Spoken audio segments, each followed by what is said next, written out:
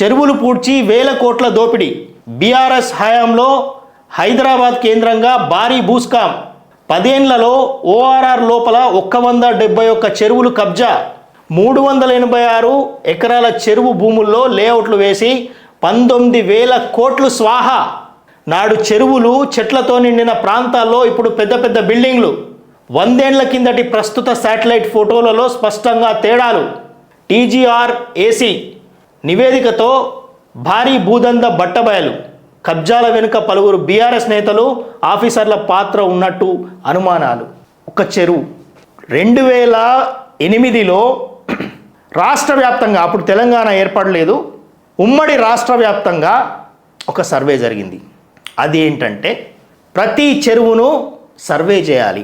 ప్రతి చెరువు tank memories project అంటారు. అది ప్రతి చెరువును ట్యాంకుని సర్వే చేసి ఒక 44 పారామీటర్స్తోని ప్రతి చెరువు యొక్క కొలతలు ఉన్నాయి. ఇగో ఇదే వీళ్ళకు మంచి దొరికింది. 44 పారామీటర్స్లో ఆ చెరువు దాని డిజైన్, అంటే చెరువు తవ్వినప్పుడు కావచ్చు, లేకపోతే చెరువు ఏర్పడినప్పుడు కావచ్చు, ప్రకృతి సిద్ధంగా ఏర్పడినటువంటి చెరువులు ఉంటాయి, కొన్ని తవ్విన చెరువులు ఉంటాయి. ఆ చెరువు డిజైనింగ్ ఎంత ఉండే, దానికి కట్ట డీటెయిల్స్ ఎంత ఉండే, దానికి ఆయకట్ట ఎంత ఉంటే అనేది అన్ని డీటెయిల్స్ ఉన్నాయి. ఈరోజు మాట్లాడుతున్నారు కదా, బఫర్ జోన్ అంటున్నారు, ఫుల్ ట్యాంక్ లెవెల్ ఎఫ్టీఎల్ అంటున్నారు, లేకపోతే రివర్ బెడ్ అంటున్నారు, ఇవన్నీ అంటున్నారు కదా. మన హైదరాబాదులో ఒకవేళ చెరువు కబ్జా అయింది అంటే అక్కడికి నీళ్లు ఎక్కడి నుంచి రావాలి? కొండలు గుట్టలు అవన్నీ ఉంటేనే కదా నీళ్ళు వచ్చేటి. ఆ కొండలు గుట్టలు ఉండవు, ఎందుకంటే బిల్డింగ్లు అయిపోతాయి. దాన్ని క్యాచ్మెంట్ ఏరియా అంటారు. ఆ క్యాచ్మెంట్ ఏరియా ఉంటేనే నీళ్ళు వస్తాయి.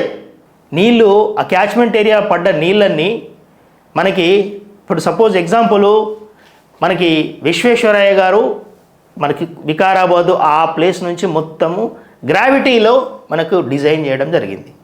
నాలా ఎట్లా పోవాలా, మూసీ నది ఎక్కడెక్కడ పరివాహక ప్రాంతం ఉంటుంది, దానికి డ్రైనేజ్ సిస్టమ్ని కూడా డెవలప్ చేసిండ్రు. ఇన్ని చేసిన తర్వాత మూసీ పరివాహక ప్రాంతంలో ఎప్పటి నుంచో అన్ని కొలతలతో పాటు ఉన్నాయి మనకి. దీని వెనుక ఉన్నదంతా రాజకీయ నాయకులే కదా. రాజకీయ నాయకుడు లేకుండా ఒక్క పేదోడన్నా ఆక్యుపై చేస్తాడా చెప్పండి? చేయడు. దాని వెనుక ముందుంచేది మాత్రం పేదోళ్ళని. గుడిసె లేపిస్తారు. ఇంతకుముందు అన్నలుంటుండే, ఇంతకుముందు సిపిఎం వాళ్ళు ఇదే గుడిసె లేపిచ్చేస్తుండే, ఇట్లాంటివే చేస్తుండే. దాన్నే ఇప్పుడు రాజకీయ నాయకులు మంచిగా ప్రూఫ్ తీసుకున్నారు. ప్రూఫ్ ఆఫ్ కాన్సెప్ట్ అంటారు దాన్ని. వాళ్ళు తీసుకొని కబ్జాలకి కరెక్ట్గా మంచి ప్రూఫ్ ఆఫ్ కాన్సెప్ట్ తీసుకొని పేదవాళ్ళని ముందర పెట్టుకుంటారు. వాళ్ళకి 10వ పరకా ఇస్తారు. రాజకీయ నాయకులు అండతోని పెద్ద భూదందా జరుగుతుంది. ఈ విధంగా ట్యాంకులన్నీ నాశనం అయిపోయినాయి.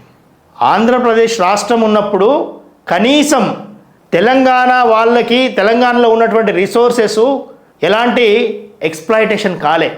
మన తెలంగాణ వాళ్ళు వచ్చిన తర్వాతనే ఎక్స్ప్లాయిటేషన్ పూర్తిగా అయిపోయినాయి.